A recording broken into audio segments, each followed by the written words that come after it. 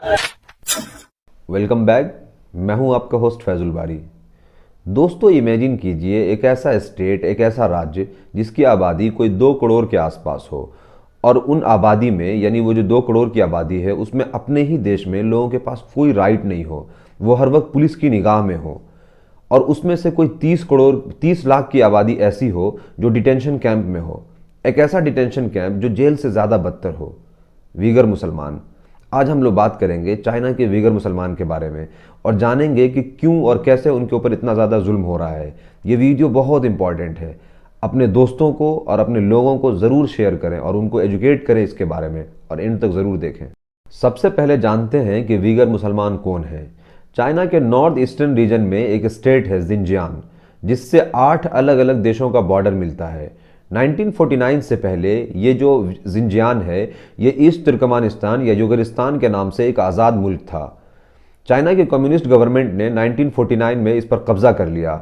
उस वक्त वहां पर वीगर मुसलमानों की आबादी 98% थी, लेकिन चाइना की कम्युनिस्ट गवर्नमेंट ने बहुत चालाकी के साथ धीरे धीरे वहां के डेमोग्राफी को चेंज करने के लिए चाइना की जो हान बहुल्य कम्युनिटी है उसे ला करके यहाँ पर बसाना शुरू किया, और इस कदर बसाया कि डेमोग्राफी इस हद तक चेंज हो गई कि अब वहाँ पर वीगर मुसलमान 45% रह गए हैं।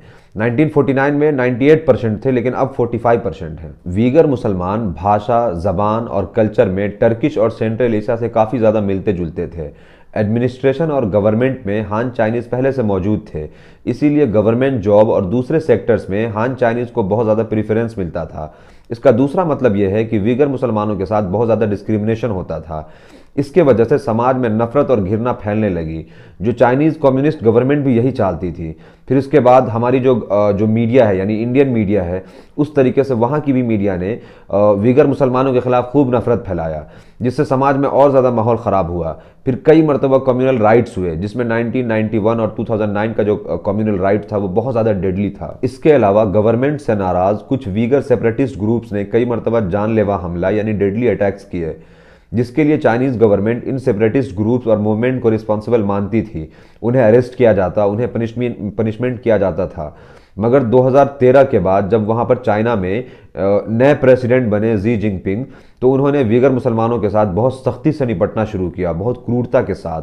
फिर 2016 में उन्होंने जिनजियांग रीजन का एक नया सेक्रेटरी बनाया, चेंग क्वांगकू को, जो पहले तिब्बत के सेक्रेटरी थे। वो वहाँ पर यानी चेंग क्वांगकू तिब्बत में बहुत ज़्यादा ड्रैकोनियन लॉज को इम्प्लीमेंट करने के लिए मशहूर थे, और तिब्बत में उन्होंने बहुत ज़्यादा जुल्म ढाया था। चेंग क्वांगकू हान कम्युनिटी से है, और जैसा कि मैंने पहले बताया कि हान कम्युनिटी और वीगर मुसलमानों के बीच में बहुत अच्छे मामलात नहीं है, यानी बहुत ज़्यादा आपसी मतभेद है। चेंग क्वांगकू ने 2017 के बाद वहाँ पे यानी जिनजियांग में डिटेंशन कैंप बनाना शुरू किया और जिनजियांग को एक कंप्लीट पुलिस स्टेट बना दिया।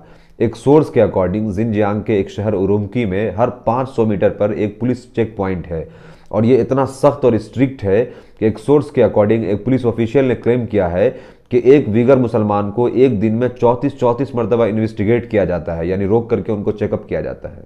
कल्चर और तहजीब को ख़त्म करने की ऐसी कोशिश की गई है कि जिनजियांग में रिलीजियस प्रैक्टिस कंप्लीट बैन है। नमाज पढ़ना, रोज़ा रखना, मर्दों को दाढ़ी रखना, औरतों को बुर्का पहनना, यहाँ तक कि बच्चों का मुसलमान का नाम रखना यानी रिलीजियस नेम रखना कंप्लीट बैन है। 2017 में, सिर्फ 2017 में चाइना की जो टोटल मस्जिद है उसका 30% मस्जिद को तोड़ दिया गया, शहीद कर दिया गया। अब तक चाइना के अंदर अब तक 16,000 से ज़्यादा मस्जिदें शहीद कर दी गई हैं। वीगर मुसलमानों की आबादी को ख़त्म करने के लिए उनकी औरतों को अबॉर्शन करने के लिए ज़बरदस्ती बाध्य किया जाता है। उनकी औरतों को कॉन्ट्रासेप्टिव पिल्स, IUDs, स्टरलाइजेशन लेने के लिए मजबूर किया जाता है। इसी वजह से वीगर मुसलमानों की जो आबादी है यानी जो पॉपुलेशन ग्रोथ रेट है वो पिछले कुछ सालों में 84% घट गया है। मतलब साफ है, वीगर पॉपुलेशन को ख़त्म करने की कोशिश की जा रही है, और ये यूनाइटेड नेशन का जो जेनोसाइड का जो डेफिनेशन है और जो क्राइटेरिया है उसके पॉइंट नंबर 5 पर बिल्कुल फिट बैठता है। यानी मतलब ये है कि इस आबादी को जेनोसाइड किया जा रहा है, नरसंहार और नस्लकशी की जा रही है। वीगर मुसलमानों के बड़े बड़े इंटेलेक्चुअल्स और स्कॉलर्स को और जो सोशल एक्टिविस्ट हैं उनको धीरे धीरे गायब कर दिया गया है। यहाँ तक कि अगर आप कोई फॉरेनर से यानी कोई बाहर के आपके रिलेटिव हैं उनसे अगर आप बात करते हैं तो आपको मार्क करके आपको डिटेंशन कैंप में डाल दिया जाएगा। गवर्नमेंट ने वीगर मुसलमानों के पासपोर्ट को जब्त किया हुआ है। हर आदमी के मोबाइल में गवर्नमेंट के एक स्पाई एप्लीकेशन को इंस्टॉल करना ज़रूरी है। यह एप्लीकेशन उस आदमी के हर एक्टिविटी को गवर्नमेंट को अपडेट करेगा। State complete high alert surveillance पर है, यानी एक फेस ट्रैकिंग टेक्नोलॉजी से हर वीगर मुसलमान को ट्रैक किया जाएगा। अगर आप एक छोटी सी भी गलती करेंगे, यानी एक वीगर मुसलमान छोटी सी भी गलती करेगा, तो उसे डिटेंशन कैंप में डाल दिया जाएगा। मतलब एक आदमी अपने स्टेट में, उसके पास कोई राइट नहीं है, वो छोटी छोटी गलती पर डिटेंशन कैंप में डाला जाएगा और वहां उसके साथ इतना बुरा होगा कि आप सोच भी नहीं सकते हैं। अब बात करते हैं इन फेमस डिटेंशन सेंटर्स की। एक रिसर्च के अकॉर्डिंग 2017 से अब तक 380 से ज़्यादा डिटेंशन सेंटर को आइडेंटिफाई किया गया है। businessinsider.com के अकॉर्डिंग एक रिसर्च टीम ने 500 से ज़्यादा सस्पेक्टेड डिटेंशन सेंटर मार्क किया है। इन डिटेंशन सेंटर्स जो हैं, इसके एग्जिस्टेंस के लिए ये सबूत काफ़ी है कि शुरू में चाइना इसको डिनाई कर रहा था, कंप्लीट डिनाई कर रहा था कि नहीं ऐसा कुछ नहीं है।